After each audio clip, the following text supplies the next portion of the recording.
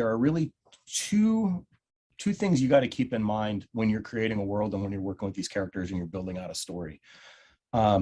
Because we work in visuals, right? We're writing with our images. We are crafting an experience that may not have any words in it, may not have anything but the feeling of a world that the audience could be a part of.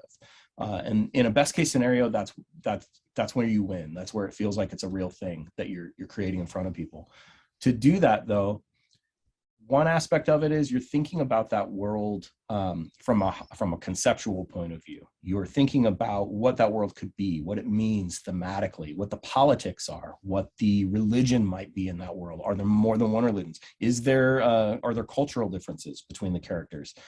If it's Earth, what version of Earth is it? Is it a past Earth or a future Earth? Is it something that we have a frame of reference for? And with all those things in mind, you want some sort of entry point for the audience to understand basic elements about that world so that they have an opportunity to feel invested, so that it doesn't feel like it's completely foreign and completely abstract from the very first frame. It should feel like our world to a degree, so that they understand how air works and how gravity works and how materials might feel, like if it's leather or if it's wood or if it's metal.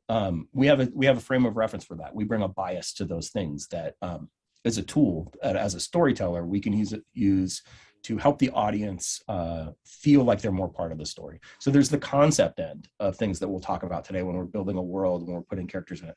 But then there's the actual craftsmanship end that we get into with the visuals, and we'll spend some time today too with some of the examples working off of your drawings, but also ways that I've entered into things where you're thinking about composition, you're thinking about light, you're thinking about perspective, you're thinking about other things, and how to draw certain things in that world.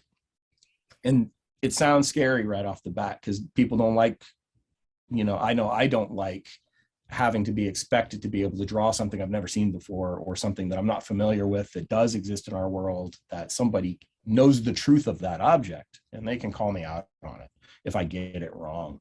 So I need to do that research, and I need to figure out what that might be to get those drawings right. But then there are other elements at play when we look at a drawing that a lot of visual storytellers take for granted, and audience members definitely take for granted.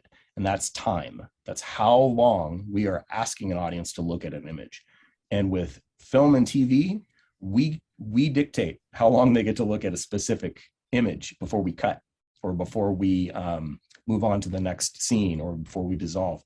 With a comic book or an illustration, that's up to the viewer, right? And there's still ways to puppeteer a viewer to stay on an image as long as the illustrator wants them to, if we do our job right, and if we use those tools in the right way: composition, point of view, perspective, all those kinds of things.